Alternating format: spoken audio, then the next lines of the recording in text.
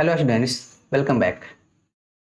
मैंने आपको पिछले वीडियो में एक थ्योरम बताया था, न्यूटन्स थ्योरम, जिसका यूज करके क्वाड्रेटिक इक्वेशन का एक स्पेशल टाइप के क्वेश्चन को कितना इजी तरीके से हमने सॉल्व कर दिया था। 30 सेकंड के आसपास लगा था। ठीक है, तो आज भी मैं आपके सामने एक ऐसे ही बेहतरीन कॉन्सेप्ट लाया हूँ, लिमिट्स चैप्टर का। क्या होगा जब लिमिट्स को क्वेश्चन आप सॉल्व कर रहे हो और उसमें फंक्शन जो है जीआईएफ का आ जाए। जीआईएफ मतलब फोटो जला नहीं, जीआईएफ मतलब ग्रेटेस्ट इंटीजर फंक्शन। ठीक है, जिसका नाम सुनकर बहुत डर लगता है, बच्चे तो खासकर बहुत डरते हैं। नॉर्मल फंक्शन अगर है तब तो ठीक है, अगर जीआईएफ आ गया तो सोचने लगते हैं कि अब क्या होगा, इसका बिहेवियर क्या होगा, इसका एलएचएल आरएचएल, मतलब बहुत सारा कन्फ्यूजन सा होता है।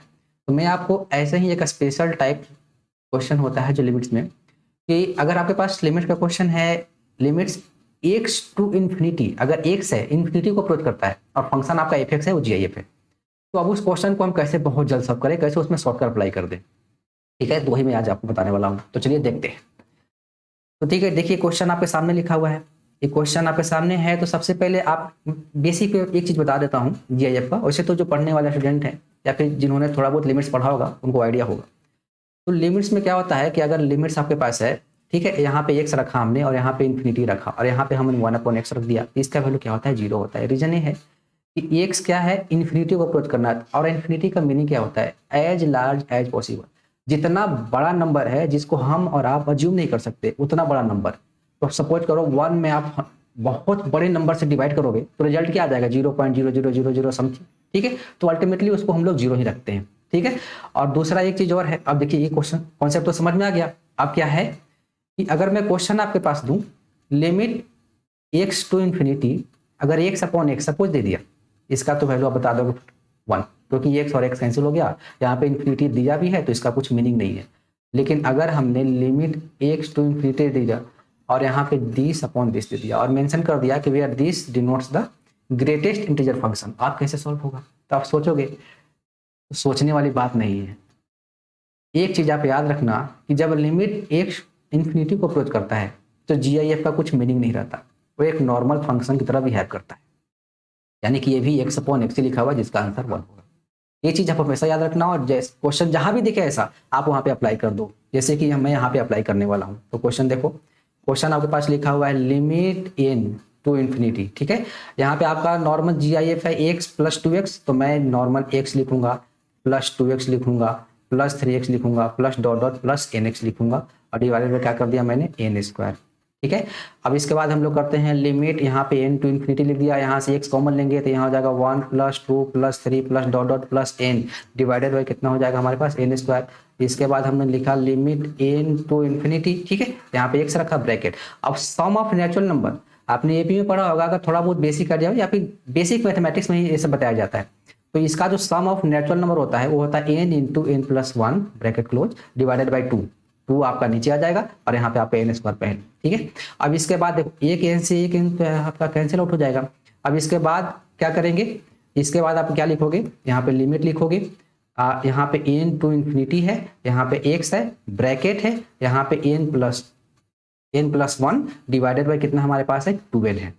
ठीक है, अब हम क्या करेंगे, लिमिट n टू इन्फिनिटी। अब देखो यहाँ पे x है, यहाँ पे n इन्फिनिटी को अप्रोच कर रहा है, तो x यहाँ पे क्या है, कांस्टेंट है, तो इसको हम लोग बाहर भी लिख सकते हैं। तो हमने बाहर निकाल दिया, क्यों अंदर रखें। अब n प्लस 1 है और 2n है।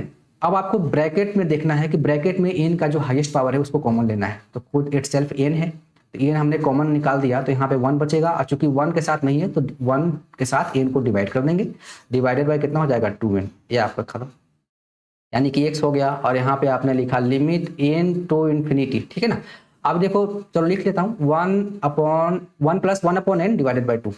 ठीक है, तो अब लिखेंगे हम लोग, क्या लिखेंगे, ब्रैकेट डाले थे डायरेक्ट, 1 प्लस 0, ठीक है, divided by 2 which is equal to कितना आ जाएगा, x/2। ये हमारा आंसर आ गया।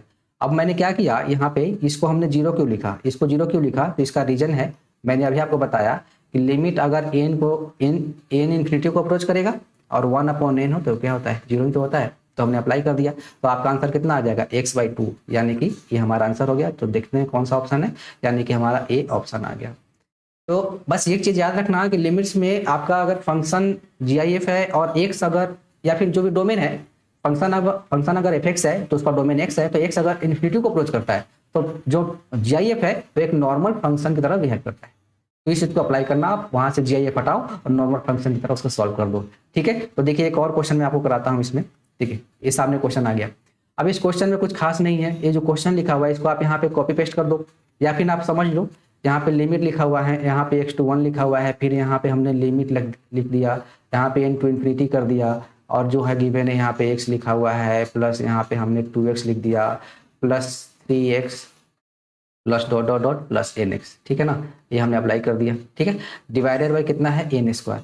तो इतना पार्ट को तो अभी हमने सॉल्व किया, दोबारा करने की जरूरत ही नहीं है। इतना पार्ट को अभी हमने सॉल्व कर दिया, तो यहाँ पे लिमिट हो गया, यहाँ पे x to 1 हो गया। अब देखिए अब इसका वैल्यू कितना था हमारे पास, x/2 था, तो इसका आंसर कितना आ जाएगा 1/2। तो अगर लिमिट्स वाले क्वेश्चन में सपोज करो, देखो यहाँ पे लिमिट्स का क्वेश्चन गिवन है और इसमें अगर बाहर से एक और लिमिट लगा दिया तो इसमें घबराने की बात नहीं है। आप घबराओ मत, आप नॉर्मल पहले लिमिट्स को सॉल्व करो, देन सेकंड लिमिट्स को सॉल्व करो 1/1, तो आपका आंसर आ जाएगा। ये